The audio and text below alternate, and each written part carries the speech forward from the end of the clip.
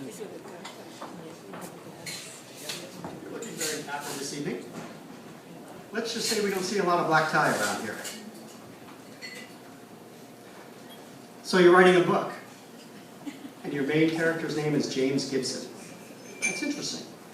And you want to try a Gibson. Well, one Gibson coming up.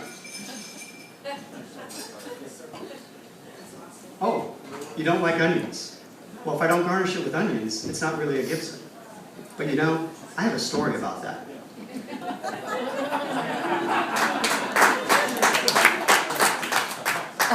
The man loomed over me like a supermodel in heels. His long angled face and closely cropped hair were a testament to face products and meticulous grooming.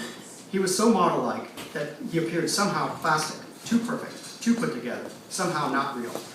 He leaned forward in his black zip-up turtleneck and waved an arm circled by what looked like a Tiffany-style chunky bracelet, straight out of GQ magazine. "I'll have a Kettle One Gibson," he announced. There was a little tug on his sleeve, reminding him that he was on a date. He turned and inquired as to what his equally coiffed and manicured, giant-sized supermodel date might want. Demurely, she nodded, and without a sound, agreed to his decision. She was clearly an afterthought, and from the look on her face, wasn't entirely pleased about it. But judging from how much time he must have put into affecting his look, I got the impression that everyone else on the planet was probably an afterthought, too. "2 Gibsons," he boomed out. "With onions," he added, as I turned to make them. Feeling somewhat cantankerous and being a bit of a pot stirrer, I ventured a question. "Sir, what else might I garnish a Gibson with?" "Well," said my chiseled friend, "most bartenders don't know how to make them." Most bartenders don't know how to make them? I have trained literally dozens of bartenders. I've worked with probably hundreds more. Of that small group, I would wager that none of them didn't know how to make a Gibson, meaning that all of them did. You see, the Gibson is probably the second drink that bartenders learn how to make. The fact is, you really don't need to be taught what ingredients go into a rum and coke or a gin and tonic. They are pretty self-explanatory. The first real cocktail many bartenders learn how to make is the classic martini, gin and dry vermouth garnished with an olive. Of course, if you work in a Mexican cantina, it's probably a margarita, but I'm trying to make a point here. Usually the second cocktail learned or taught is the Gibson, exactly the same as the classic martini, except garnished with an onion. In fact, it's just about the only classic cocktail that calls for pickled cocktail onions. If you see onions in a tray at your local bar, they are there for the Gibson. As with many cocktails, the history of the Gibson is subject to various interpretations. The earliest known reference dates from a 1904 Piedmont Hotel dinner menu that featured Gibson cocktails, ingredients not listed, as well as some light fare. The usual story, and the one that seems to make the most sense, is that the Gibson was invented in honor of American iconic illustrator Charles Dana Gibson, famous for his stylized drawings that graced magazines across the country in the latter part of the 1800s and the early part of the 1900s. He is probably best known for his creation of the Gibson girl, an idealized, aristocratic woman of fashionable yet domestic sensibilities that graced such magazines as Century, Harper's, Life, and Scribner's. His feminine ideal epitomized the anti-suffragette movement in the works of the time, the movement that eventually failed when women earned the right to vote in 1920. Some of Gibson's illustrations bore captions such as, "No time for politics," and "Not worried about her rights." He also illustrated many books, including classics such as Anthony Hope's Prisoner of Zenda and R.H. Davies' Soldiers of Fortune. The Gibson girl was thought to be patterned on Gibson's own demure wife, Irene Langhorne. However, the most famous Gibson girl was the Danish-American actress Camille Clifford. Numerous illustrators copied Gibson's style, including Harry G. Peter, who is most famous for his drawings of the comic book heroine and prepubescent male fantasy, Wonder Woman. Gibson's girl was usually a tall, slender, youthful woman with an ample bosom and a cascading tumble of hair piled on her head in bouffant or pompadour fashion. Author Susan E. Meyer described her in her 1978 book, America's Great Illustrators, as appearing in a stiff shirtwaist, her soft hair piled into a chignon, topped by a big plumed hat. Her flowing skirt was hiked up and back with just a hint of bustle. She was poised and patrician. Though always well-bred, there often lurked a flash of mischief in her eyes. This Gibson girl was the Barbie doll of her time, a beautiful, graceful, and completely non-threatening, man-friendly woman. The kind that needs a man to order a drink for her. In fact, Gibson eventually created the Gibson man to accompany her. The Gibson man was patterned on Gibson himself, or what he thought of himself. He was a square-jawed and handsome, as well as clean-shaven, which was unusual at the time. This self-absorbed escort was perfect for the Gibson girl. A trend soon swept the nation, as many people tried to pattern themselves after the two. After the end of World War I, women had won the right to vote, if not to order for themselves, and the Gibson girl began to lose favor. Around this time, it is rumored that Gibson challenged bartender Charles Connolly of the Players Club in New York City to update his gin martini. Connolly is reported to have put an onion in Gibson's drink, called it a Gibson, and called it a day. With that much thought and effort put into inventing this cocktail, I'm led to believe that Gibson was not a very popular person at the Players Club. Today's Gibson is usually made with vodka, in keeping with the trend of martinis and their derivatives away from gin and toward vodka. It still has a liberal splash of vermouth, unlike today's martini, and is garnished with cocktail onions. As I set down my Ken doll look-alike drinks, I had three thoughts. One, if you think your bartender might not know how to make a Gibson, go somewhere where they employ trained bartenders. Two, if you choose to stay, you might be better served by saying, I'll have a wet vodka martini with onions. That way you'll be sure to get what you want. And three, perhaps most importantly, ladies, if you have to ask your date to be considerate of you, no matter how handsome he is, you're fighting a losing battle.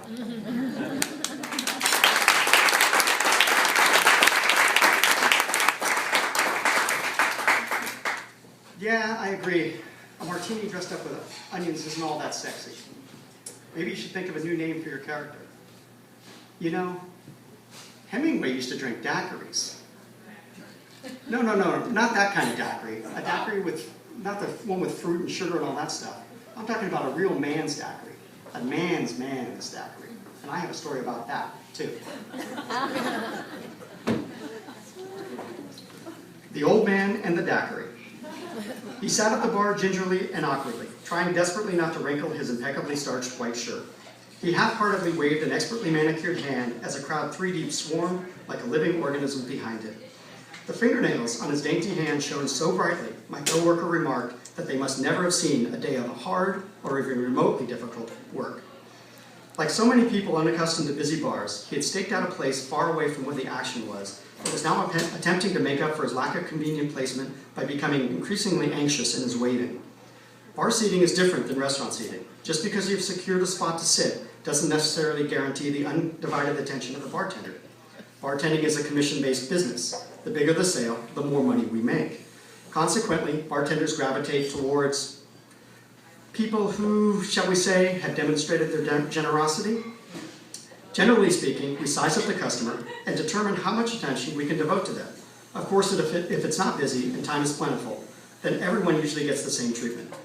But when seconds count, the gal who just spent $200 on dinner is going to get the lion's share of the attention.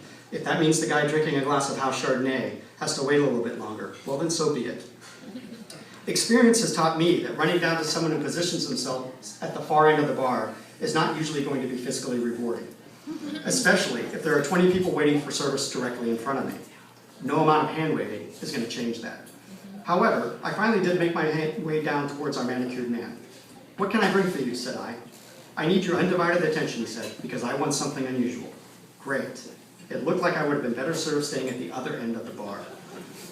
I put the drinks I was making down, made change for someone else, picked up some dirty plates, and wiped up the crumbs at the bar, all the while trying to get Mr. Manicure to order. Finally, he realized that some attention was all he was going to get, and went ahead and ordered. I want a measure of rum, he said, holding up two fingers, spaced about 1 inch apart, as if indicating the size of a measure. Squeeze some fresh lime juice, add a teaspoon of sugar, shake it until crystals form, strain it, and serve it in a martini glass, he said, as if it were Einstein's theory of relativity he was explaining. And like Einstein's theory, this drink, too, also exists. You mean you want a daiquiri, I said. No, I want a measure of rum, he started again. That's called a daiquiri, I said, interrupting. I thought daiquiris had strawberries in them, he said, half mumbling. The true daiquiri is named after either the town or the river of the same name in Cuba. Like many drink names, no one knows for sure. We do know that it was originally made popular by man's man, Ernest Hemingway. Reputedly, he would hang out at the Cuban restaurant named La Florita, which according to author Nobuerto Fuentes was Hemingway's favorite place. In his book, Hemingway in Cuba, Fuentes writes, there the daiquiri cocktail was created, which Hemingway helped make known throughout the world. But as he was to write later on, his main interest in the place was not so much its food and drink, but its desire to meet the tempestuous current of his countrymen who passed through the city. Soon after, the restaurant became a haven for Cuba's visiting celebrities living in or passing through Havana. The list of daiquiri drinkers came to include several of Hollywood's greatest names. People like Errol Flynn, Ava Gardner, Gary Cooper, and John Wayne enjoyed one or several of the tart tropical potations, leading possibly to some pounding morning headaches and a few wishes for a quick death in the afternoon. Eventually, Castro put an end to Hemingway's Cuba.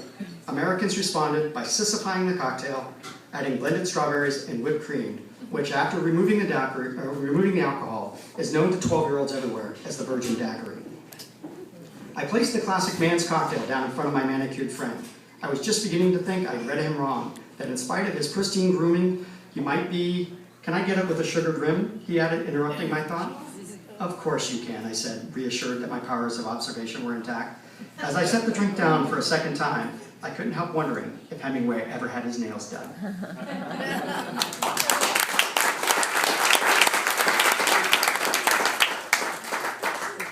So like I was saying, daiquiri probably isn't the best last name for a hero. Well, sorry I couldn't be more helpful. It was very nice to meet you, Mr. Fleming. Sorry we couldn't bond your hero's name to a cocktail drink. I'm sorry, what did you say? Sorry we couldn't bond your hero's name to a cocktail? And I, of course, have a story about that.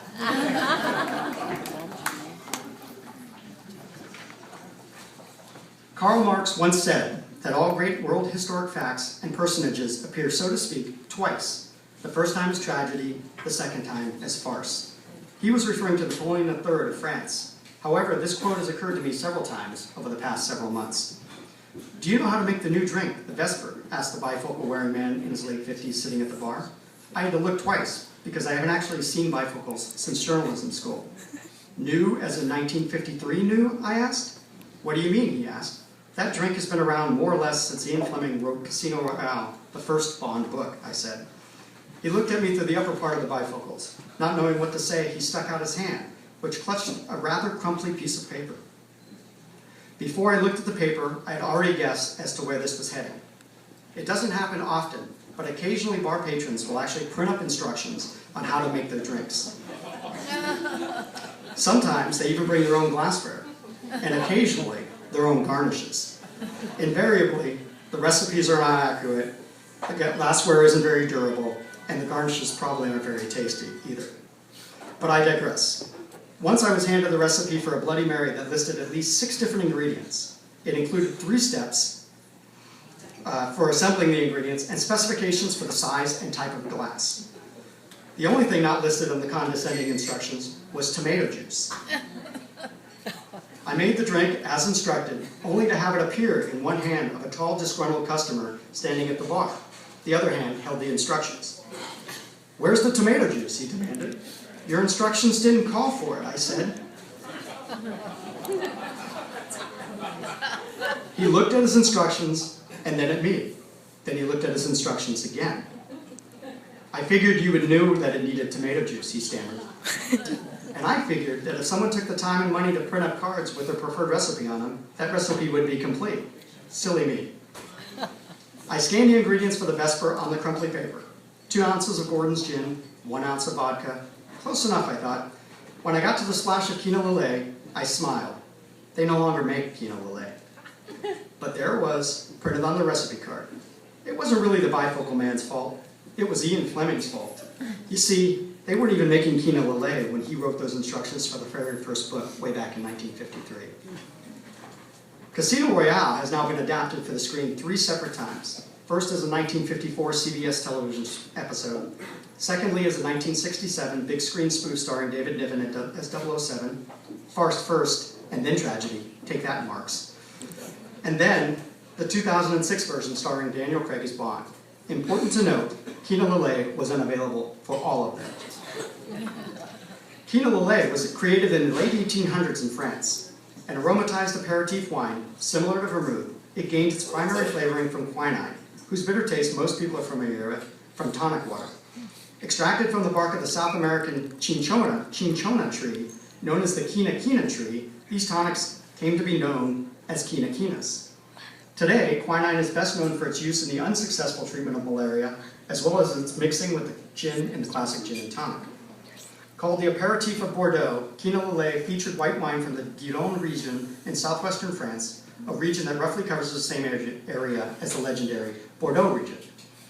Some fruit liquor and quinine.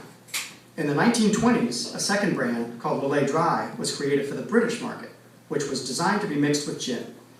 The company reduced the amount of quinine and began reducing the prominence of Quina in the name. In the 1930s, Quina seems to have disappeared from the name altogether, Fleming's Vesper notwithstanding. By 1960, the company began producing Lillet Rouge, at which point Lillet Dry became Lillet Blanc. Both varieties are now produced in the French town of Podensac. However, the company was still not finished tinkering.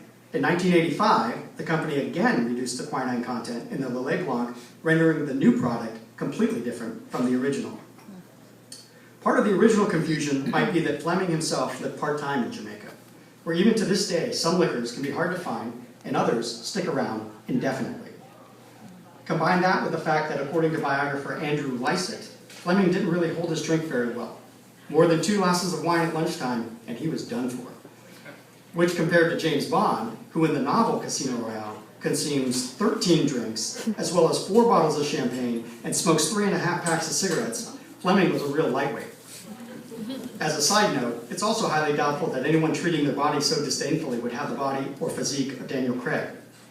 A current Roger Moore, perhaps. As I set down Mr. Bifocal's drink, I thought of all these things. I also recalled that Gordon's gin, called for in the original recipe, also changed their formulation, reducing the original proof of their gin from 90 to 86 in 1974.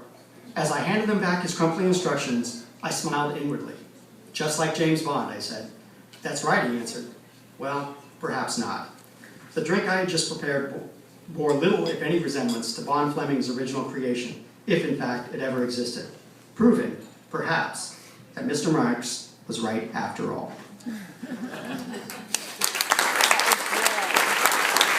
Thank you all very much for coming. I appreciate it. I've got some music scheduled for afterwards here, so in the spirit of all things Barfly, I would like to leave you with these 3 thoughts. 1, Bond's very first cocktail wasn't named after him, but rather after his girlfriend, Vesper Lind. 2, it wasn't the vodka martini that made James Bond. James Bond made the vodka martini. And 3, when going out to bars, please remember this. I know that I'm not James Bond.